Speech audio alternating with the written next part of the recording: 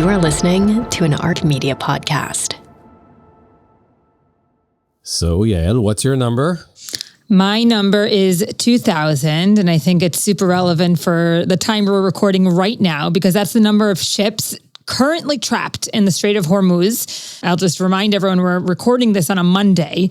The U.S. president labeled Project Freedom operation to escort these vessels out, but Iran is threatening to attack any foreign military presence, and we're already hearing reports that it has attacked the UAE in response. So this isn't just a shipping conflict, as we've discussed. This is now becoming a live standoff, and maybe this is a climax of the conflict that began back in February.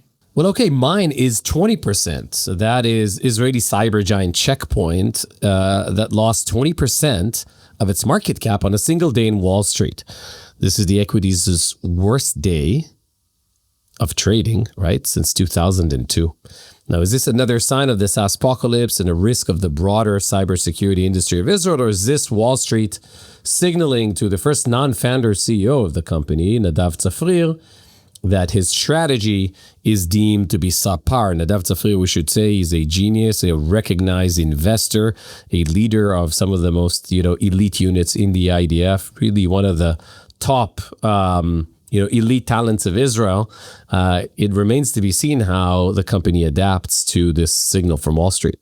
Yeah, that is quite the drop for Checkpoint and for personally probably Nadav Tzafrir. I'm going to take the win this time. We're going to be talking about Iran and the Straits of Hormuz quite a lot this episode. And as we speak, things are happening. So I think 2,000 vessels and 20,000 sailors get the win this week. Let's go.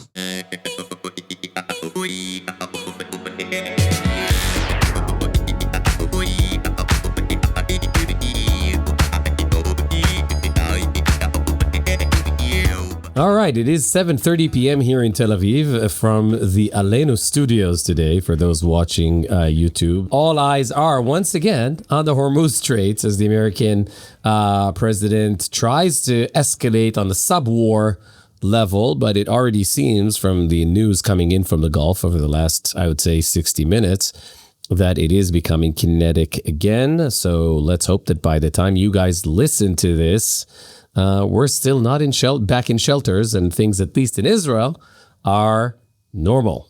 And the oil has been jumping as well with regards to Iranian resisting the offer from the U.S. president to help the ships through the Strait of Hormuz, what I just called Project Freedom. There's lots to be looking at, and we're going to do so later in the episode. But first, as usual, we're going to take a look at some of this week's pressing news, our big short, and of course, the latest update on the WYNDEX, the What's Your Number Index that tracks the performance of publicly traded Israeli-based or founded companies.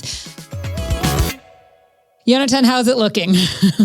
Well, listen, the WYNDEX is doing well. It is already climbing above double digits from the beginning of the year. So year to date, above 10%, beating both S&P and NASDAQ on an annualized basis year to date, which is good news to all our listeners. Last year, the WYNDEX beat both S&P and NASDAQ on an annualized basis.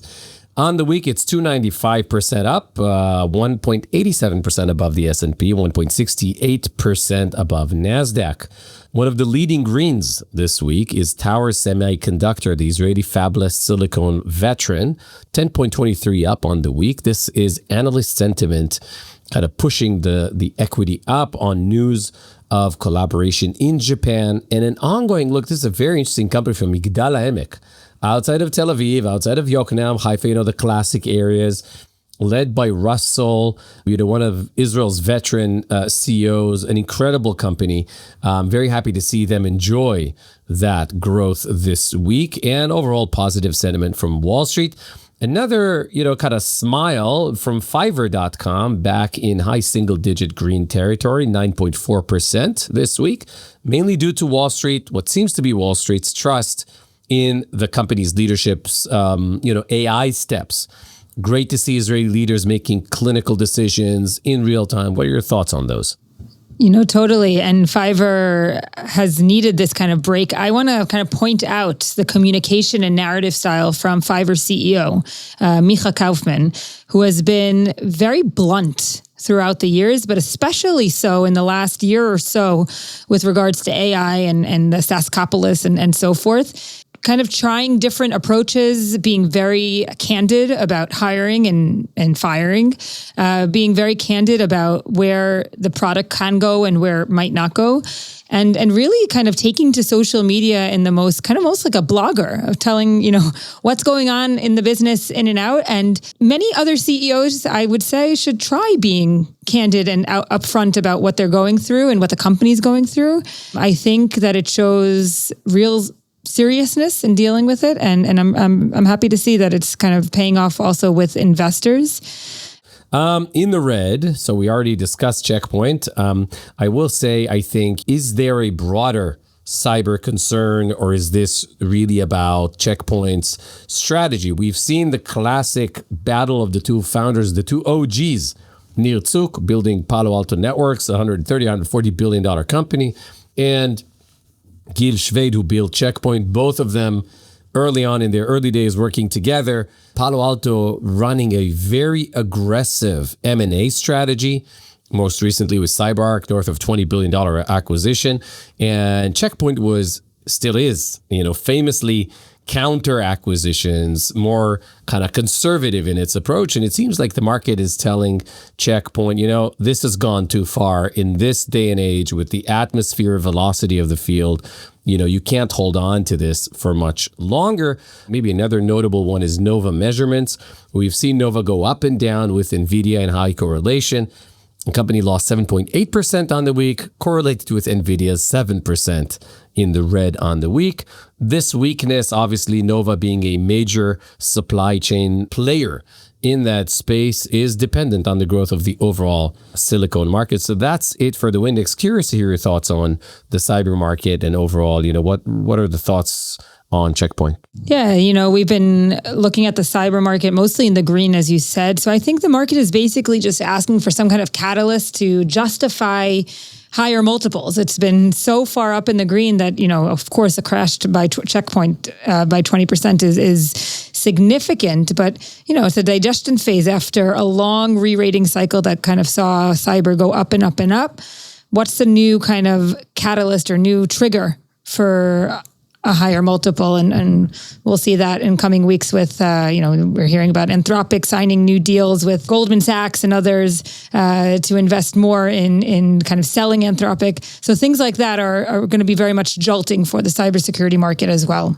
I agree. All right, let's go to the big shorts. Okay, so here's a story that looks like it could be real estate. And when you read the economic papers in Israel in the past few weeks, you see quite a bit of retailers, a bunch of non-techies, if I can call them that, spending hundreds of millions of shekels on land. And this time it's not for brick and mortar stores, but it's to build a data center.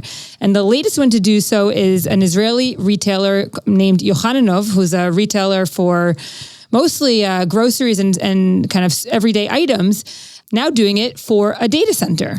So there's been multiple deals done. Israel has seen very much of a surge in data center investment, driven, of course, by AI demand and understanding that players like NVIDIA, who are already anchoring activity locally, there's somewhere to go there. So we're seeing all these non-tech companies also jump in because these data centers are now becoming the pick and shovels of our gold rush, which is the gold rush of AI. What I found interesting, and that's the reason why it's a big short this week, is that this boom runs straight into Israel's structural limits, right? We have many limits here. Energy constraints, of course, regulatory friction, water resources, of course, the geopolitical risks. So can Israel become a hub for data centers? Can retailers be the ones funding and kind of being the source of it? We'll be speaking later on the show about US, China, and the AI race and how it comes to Israel. But I thought this was super interesting to kind of set that conversation up. Yeah, look, there are two funny one is funny and one is, I think, profound. One is that Omer Adam, Israel's leading pop singer, sold 20% of his investment last year. So he was early on this bandwagon for a billion shekel valuation of the total company. So, this is a serious kind of dynamic happening right now in Israel. I will say, though, that one of the things we learned from the Iran war is that Iran targeted data centers in what was considered a super safe space to build them, cheap energy and very high safety, which is the Gulf. Bahrain, Kuwait, Qatar, UAE, and Saudi Arabia all got hit in data center infrastructure. And so when it comes to Israel, in the region, having Iron Dome, having the defense mechanisms in and around those data centers, I think it's a very interesting and telling story of, you deploy them not only where you have cheap energy in the Middle East, but also where you have good air defenses. In a bit of a similar direction, my big short this week is the drone interceptor challenge. We've had a number of soldiers over the last 3 weeks died of attack drones from Hezbollah in Lebanon under the U.S. enforced ceasefire, so-called, right? These are fiber optic led drones, FPV as they are called. We've seen them in the Ukraine. They wreak havoc. They're very accurate. They are very, very difficult to apprehend because of their speed and the fact that there is no RF, there is no radio frequency. So all the electro warfare capacities that Israel developed are null. They don't work on this one. Now, the fear is that this would be the trend, unless Israel finds a solution actually very rapidly, to come out of Gaza and more, I would say, a bigger concern in the West Bank, right? Like imagine this is a 20-kilometer radius capacity, and it actually cancels the entire Israeli civilian defense notion of mamadim, safe rooms, and so on. These things are super accurate. They are flown first point of view, and they can be flown through a window. They can be flown into your living room without a siren. They're completely kind of immune to electronic jamming. Yeah, and so that concern level, the reason I'm bringing it up on our pod is not just a defense one. It has a lot to do with maintaining an economy. The Israeli defense dynamic is geared towards missiles. So there's a siren, we go in 6-7 minutes, and then we continue to deliver. Whereas if this is a swarm where you don't know when it arrives, there is no siren, and it doesn't come into your safe room, but it rather comes into your living room, then that's a whole different, kind of architecture of defense. That entails money. It entails different dynamics of resilience of the market. That's my big short for today. I don't know how you kind of see this one growing. My thought process is this gets resolved within the next 6 to 9 months by tech. Otherwise, we have a serious macroeconomic issue ahead of us. And I know we want to talk mostly macroeconomic, but when you say 6 to 9 months, all I can think of is the 6 to 9 months that until these effective countermeasures are deployed and developed and deployed by technology, the troops are completely exposed in southern Lebanon. And the prime minister here in Israel and the IDF both promised that a solution would be found, but they, as you say, admitted that it would take time. All right. So last week, the Chinese startup, not much of a startup anymore, DeepSeek, dropped its latest new open source AI model that it claims rivals OpenAI, Anthropic, and Google. And unlike them, it's fully open. At the same time, the US is accusing Chinese actors of extracting knowledge from its top models. So this is becoming more than just a tech race. It's open versus closed AI. And this is all happening while the US and China get ready for a summit this month between their leaders, where they've openly shared their desire to stabilize ties. To make sense of all of this, including how Israel fits into the AI open source battles, our guest today is Dr. Ariel Sobelman. He's had a long career in the semiconductor industry, academia, working at the INSS, the Institute for National Security Studies at Tel Aviv University, and has a deep understanding of AI and its geopolitical implications, especially the race between the US and China. And just a few months ago, 2 months ago, Dr. Sobelman moved to become the senior advisor to the head of the Israeli National Artificial Intelligence Agency. Welcome to the show. Thank you very much. Thank you for having me. For those of us who didn't know even that such an agency existed in Israel, tell us exactly what it does. Is it part of the government?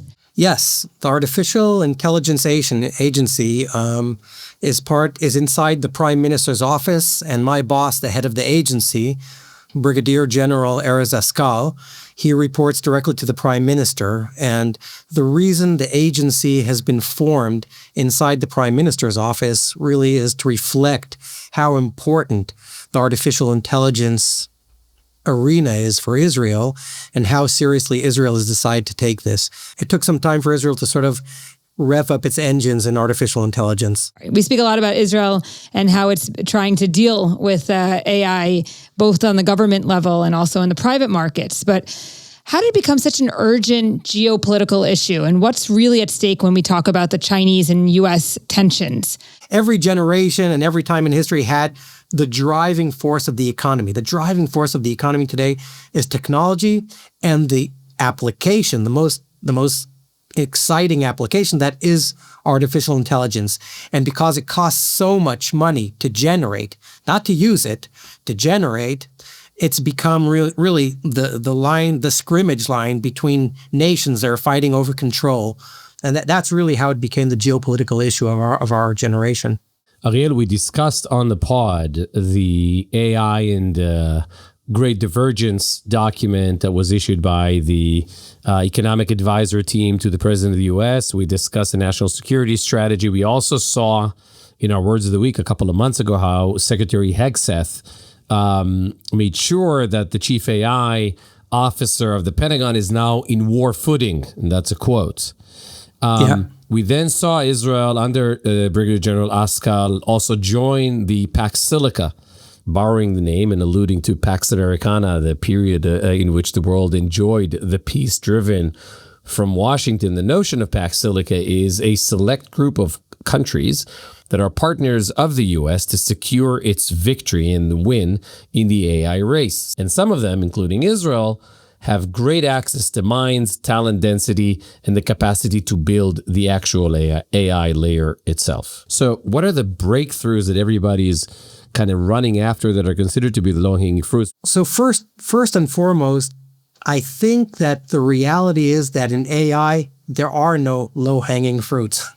Everything is very hard to achieve, right? And that's sort of, I think, the difference between how Israel viewed AI in the first place. Israel sort of viewed everything, every opportunity is like, we're this agile, wave-surfing nation. We go around, there's a new buzzword, the entire industry is there within a day. But artificial intelligence is very, very different because the Israeli notion of doing business is like that, you need some smart kids. They're 17 years old. They're really smart. They have a computer. They have a garage. And boom, boom, boom. You have a startup and you exit it. And when it comes to artificial intelligence, that 17-year-old smart kid needs a PhD. That laptop suddenly has to be a supercomputer. And it takes years and a lot of money to deliver these kind of things. So the economy of artificial intelligence has changed. And the divergence there is between economies that utilize, leverage artificial intelligence and those who actually create and generate it. To generate these things, it requires really tremendous infrastructural investments from countries. And these are typically beyond the reach of any private sector, no matter the size of it, any private sector on its own. So really this requires state involvement, and that's what we really saw. And that's on the backdrop of really the great divergence of the economy of the globalization era. In a recent paper you helped write, I'm going to quote from it. It's written that if Israel elects to, quote, continue the current strategy, refraining from any direct industry intervention while prioritizing focus on research and development, it risks reaching the limit and exhausting the effectiveness of its technological innovation strategy. That's a lot. So what do you think the government should do? Well, I think the government has done that. The reality is that Israel had launched already a year and a half ago, perhaps, the Nagel Commission that was going to look at this. And their primary recommendation was, that it's the era of infrastructure is back, right? Infrastructure is back everywhere in the world. And there's an understanding that you cannot win only based on applications. You have to have some degree of control on the lower layers of technology. And really, the primary recommendation of the government of Israel was to form the AI agency. And I'm really excited that they did that the government adopted this resolution, formed the agency. And personally, I'm happy that I was invited to join. I think the agency was formed a little bit too late, or do you find it when you look at it on a world scale and kind of compare it to other developed nations that were just on time? It's an interesting question. When I was in academia, it was easy for me to say, oh, we're late and the world's moving ahead. As I start taking responsibility for this, I learned that when you enter a race late, you can see the other people's strategies, the other countries' strategies, and you can be much more adept and adapt yourself to what's going on. And then you can identify the opportunities.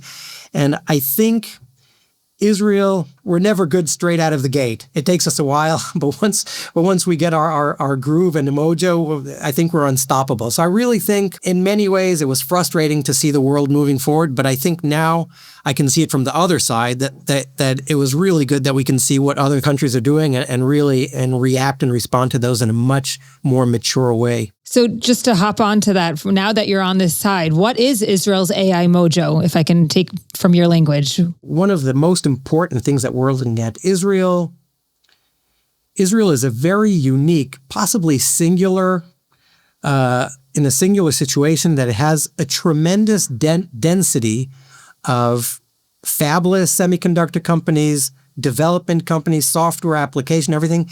And there's serious know-how and expertise in the manufacturing fronts of this, right? So combining manufacturing and R&D is really the holy grail of what the world was looking for many years. So during globalization, R&D and manufacturing were separated, artificially and mechanically, right? Manufacturing went to Asia and R&D stayed in the Western world. And that had advantages for 30, 40 years, but then it sort of flipped on us and became a disadvantage. So now trying to reconnect R&D and manufacturing is a challenge, but it's a way bigger challenge across bigger geographies, bigger countries. Israel has all of these opportunities in a very small and dense location. So we're really geared up to be the great beneficiaries of this kind of era where manufacturing and R&D work together. And I think that will be our secret sauce for AI, how we were able to do that in Israel. I think, Yael, and this has to do also a lot with what we heard from the government. There are different elements here. Some of them have to do, and just last week we had Avigdor Vilens sell, I think, his fifth company. Possibly his fifth, yeah. In the silicon infrastructure space. Israel has a lot of strengths that other countries don't. Ariel, I don't know how you think about that. It will take probably another 6 to 9 months to figure out kind of which parts of the maturity of our ecosystem compared to the world are going to be the ones where we also kind of aim higher. We have, honestly, a lot to choose from, but we have, very strong foundations in the broader sense of the AI industry. I think it goes back to you'd mentioned Pax Silica. Mm-hmm. And Pax Silica is really about trying to redefine the global supply chain from the Sino-centric one to an alternative American-led one.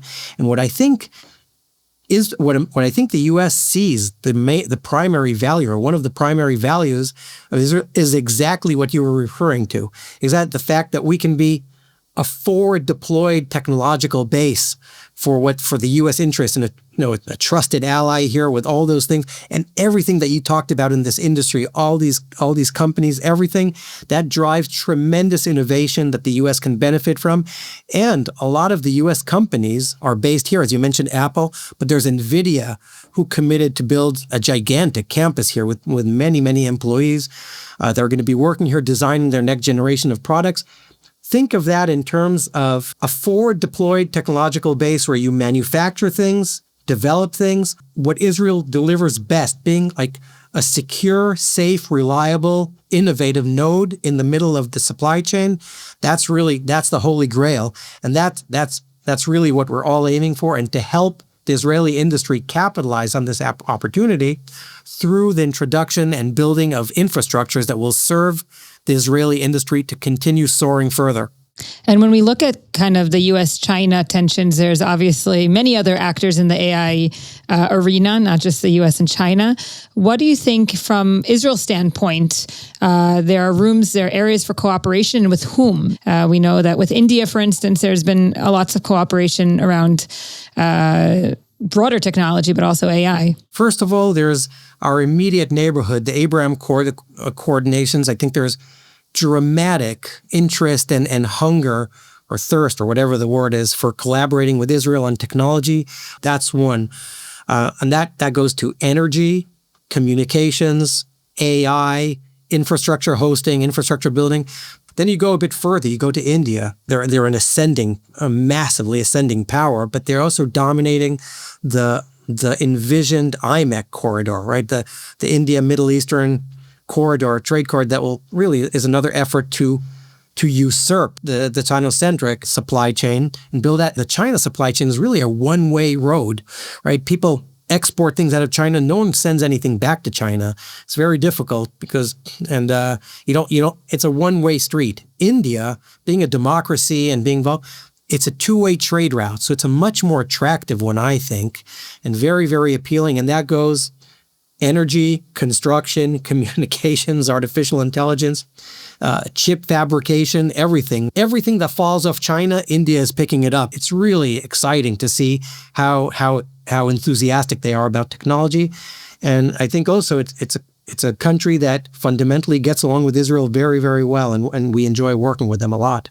Ariel, do you think that the tension that we're seeing between the U.S. and China on that, we just saw a publication yesterday that at least the open source models from China are significantly inferior still to the top end of the line American models. This was portrayed on Twitter and some other sources as that card that Trump takes with him to Beijing that is important in the sense that this is the war that America really can't lose.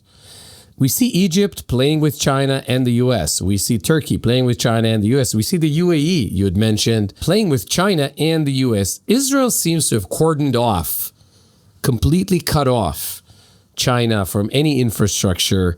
So there's no future in which Israel, when it comes to AI, borrows or hybrids or creates any kind of a mesh between best of breeds of Chinese, state-of-the-art and American. Is this sort of Israel, America, Pax Americana also kind of decides on that as well? So fundamentally regarding China, I spent years writing about this and studying this topic. I think, in the last 15, 20 years, there were always voices claiming, that was the American century, now it's the Chinese century.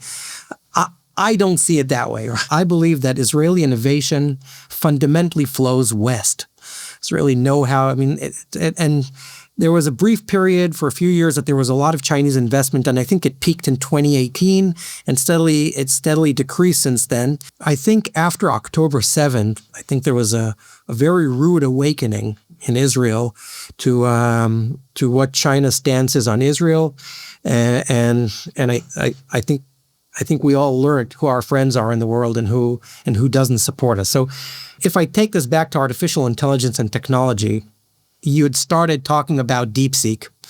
That's how we started the podcast. Like DeepSeek shocked the world in many ways. It was there were people who were calling it the China Sputnik moment and things like that, right? But when we studied this, even within days of DeepSeek coming out, we had suspected that something was off with the math. The numbers just didn't add up. Something was going on. They were giving numbers of how much it had cost to train the model, but they weren't giving cost of the infrastructure around it. They were giving cost of the final training plans and things like that. And I do not think that the breakthroughs in Chinese technology are such that they are able to overtake the West and the innovation. And I've been to China several times. In my opinion, non-democracies have a serious problem with innovations. Innovation is like art, and serious engineering, semiconductor engineering, artificial intelligence engineering is way closer to art than you think. And it only flourishes in a world in which you can decide what you want to do, where you decide how to innovate, and you have freedom to do that. It's interesting, Ariel, and you're an expert on this, so allow me a bit to push back on that, and I'm curious to kind of hear your thoughts on the NBER, the National Bureau of Economic Research, in January wrote an amazing summary of, they call it the geography of science, in which they conclude on empiric evidence that in 13 of the 20 fields outside of biotechnology, which still has in biochemistry and others where the West still leads, Chinese research universities are delivering the most cited, peer-reviewed, top-notch studies. So let me just clarify. First of all, I don't think there's no creativity or innovation in China. That's not what I'm saying. In fact, I love the Chinese people. They're fantastic. They're innovative. They're hardworking. They're everything. Some fantastic people. And research is phenomenal there. They're a great university and everything. When it comes to semiconductors and artificial intelligence, China has been engaging in one of the largest technology transfer efforts the world had ever seen, if not the largest one. And that is done through investments, through a large spectrum from legal to gray areas to espionage. And when we've seen this on semiconductors, which is my expertise, we've seen a consistent attempt of China to deliver commercial grade semiconductors below 7 nanometers. And there was this phenomenal breakthrough moment that they were able to build a 7 nanometer chip, and who knows how they did it, but it never matured to a commercial process. And there's so dramatic innovation coming out of the West in these fields that really, to me personally, it's just hard to see how a closed society would be able to catch up with that. That's how I feel about it. Okay, Ariel. So then just to bring it back here to Israel, what do you think Israel should do or continue doing or start doing so that it can achieve and maintain what you, I think, have coined in a lot of your publications, this digital sovereignty? So digital sovereignty is a bit different from just regular sovereignty, because sovereignty is a binary notion. You're sovereign or you're not. In the digital world, where no nation can really control everything, so there's always going to be some collaboration, some exchange. So it's a spectrum. So when we look at sovereignty, we need to be more sovereign. And when we look at this, we look at the holy grail of technological sovereignty starts from the bottom floor. Every building, you have to start from the foundations. The foundations of technology are compute, national compute, and data centers. They depend on semiconductors to populate these. And if you don't have access to semiconductors, or you're restricted in some way, then you're really not sovereign, or not even close to sovereign. So the holy grail here is for Israel to up its game in semiconductor fabrication. It's something we ran away from this notion because it's so expensive and difficult, but the world has shown us that really, if you want to lead, you have to fabricate semiconductors. Then you have to have the compute infrastructure. That means data centers. You have to have enough data centers to really train foundational models and to really enable your industry to train their models here locally, not through the cloud, also through the cloud. You want to collaborate with everyone, but you don't want to be dependent on a foreign cloud service that could just kill you down with a kill switch one day, if whatever the circumstances. And finally, electricity, energy.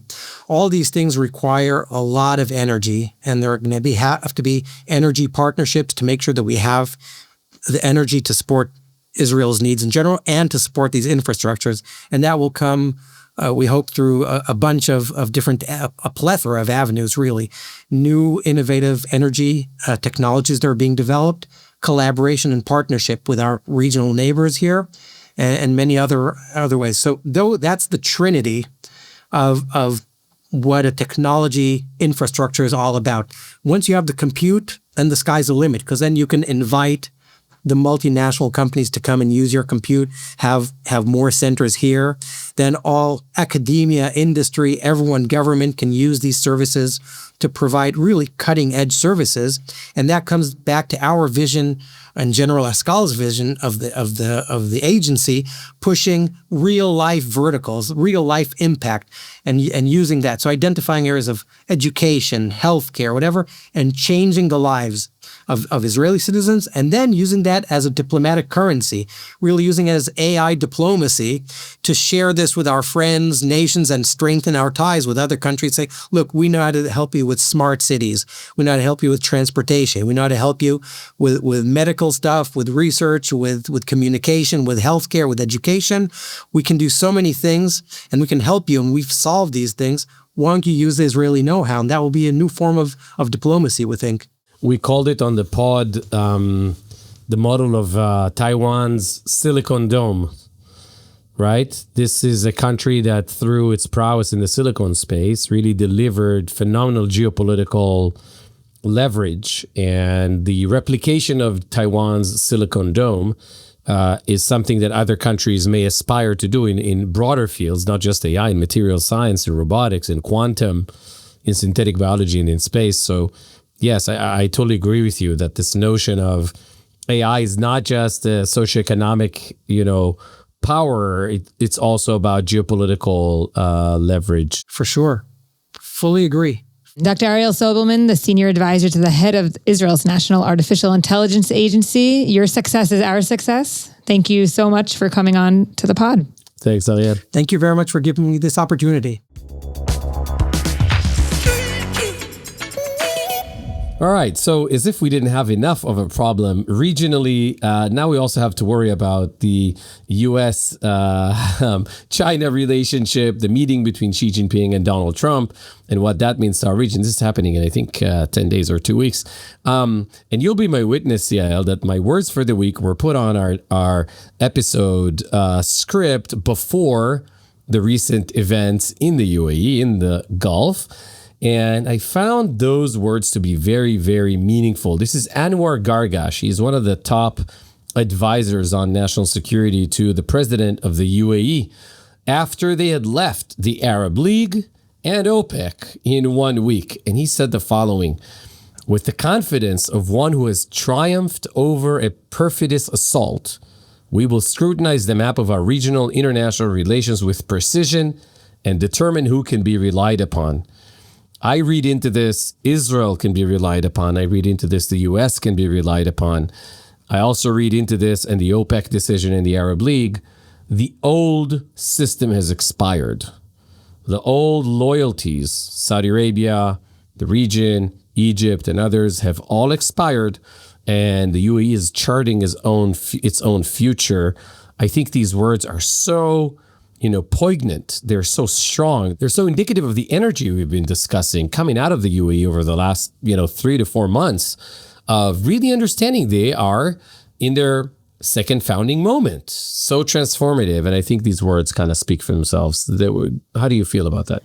Yeah, this is kind of verbatim, a rational review of all of their national priorities, right? What is going to be the recalibration of the foreign policy and the security alliances the UAE makes in coming days and months? It's almost, I feel silly us recording this on a Monday evening as Iran fires on the UAE and knowing that people will hear this in a few hours on a Wednesday, most likely, and what will have happened by then. But for sure, the trend is, as exactly what the senior diplomatic advisor to the UAE president just said, there's going to be a serious reckoning of where the UAE goes next. All right. Yeah, that's it for today. We visited Beijing. We visited the Gulf. We visited Washington.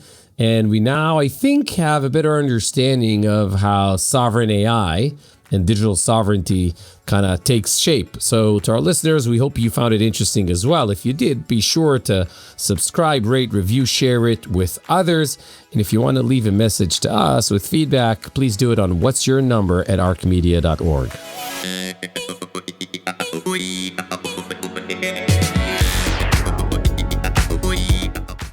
What's Your Number is an ARC Media podcast. What's Your Number's interim executive producer is Beth Perlman. Production manager is Brittany Cohen. ARC's community manager is Ava Wiener. Sound and video editing is by Liquid Audio. Our theme music is by Midnight Generation. I am Yael Wissner-Levy. And I'm Yonatan and Yael. And the more I think about it, when you're listening to this, the reality has shifted from what we recorded, as it seems before we adjourn the recording, that things are picking up in the Gulf. So I hope to see you here next week, Yael, in a peaceful manner. Yep. Man, that's it for today. This podcast offers general business and economic information and is not a comprehensive summary for investment decisions. It does not recommend or solicit any investment strategy or security.